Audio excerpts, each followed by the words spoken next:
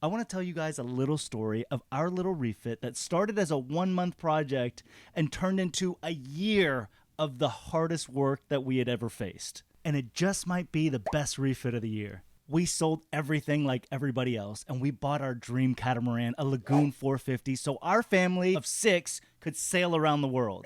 But a few days after we closed, we discovered that it had broken bulkheads, which meant the hull separated outwards like this, and the middle of the boat basically bent all the way down. We didn't know anything about boats at the time, and the surveyor had completely missed it. We went to the manufacturer, I went to a bunch of repair places, nobody knew what to do and nobody would help us. The only people that even knew what we were talking about was a fellow sailing channel that was dealing with the same issues on their Lagoon 450. They were in Panama, and we asked them if we could come down and watch them do their repairs. When they said yes, we did the next natural thing and sailed a week from St. Martin all the way to Panama to find them. Man. Good to see you. All good? Hi, Colin. The only way to expose the bulkheads are to cut away half of the floors, ceilings, and walls of the forward cabins. Once we got in there, we realized it was a whole lot worse than we had thought. The bulkheads were completely bent. And within a couple of days, we hauled out and began the journey of rebuilding them from scratch. I had to leave my family, my wife, and my kids back in Texas. And this was by far the hardest part of this whole project. I had no idea what I was getting into, okay? I've never done boat work before. I'd fixed drywall and stuff like that in a condo we had, but never anything on a boat. We literally had to destroy the boat before we could begin to fix it. And there was just so much more to do than I had ever imagined. Like realign the hulls with a crazy quadruple pylon system that supported the bridge deck, or figure out how to remove the existing bulkheads which spanned the entire 26-foot beam of our boat. The absolute worst part of this project was the endless grinding that was required to remove all that broken fiberglass. I went through 25 bunny suits and so many respirator cartridges. I hate fiberglass dust. It gets everywhere and it never leaves you unless you wash it all out. So we spent a week doing that as well.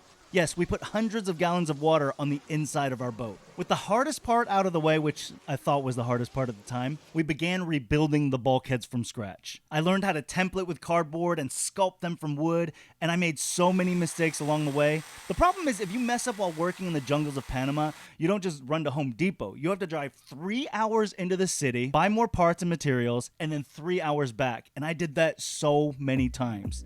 Then came the fiberglassing, which was a beast in itself.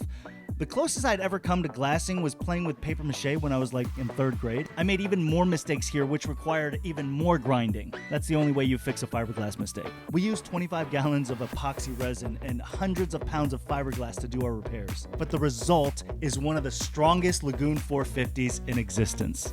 We overbuilt the hell out of this boat, and I wanted to because the last thing I wanted to worry about while we're out there cruising in the middle of the ocean was this boat separating or breaking apart. When we arrived in Panama, I said I could fix everything in 3 to 4 weeks. So we're gonna spend a good 3, maybe 4 weeks here fixing everything. In the end, we spend 44 weeks on the hard. The question I get asked most is, if you knew then what you know now, would you still buy the boat and go through everything again? And the answer is hell yes. Despite the year torn away from my family and the endless hours of back-breaking work in the hottest weather I've ever experienced, I'm actually grateful that this happened to us, because it's what drove us to create this YouTube channel that you're watching right now. It would have never existed without all the issues we faced.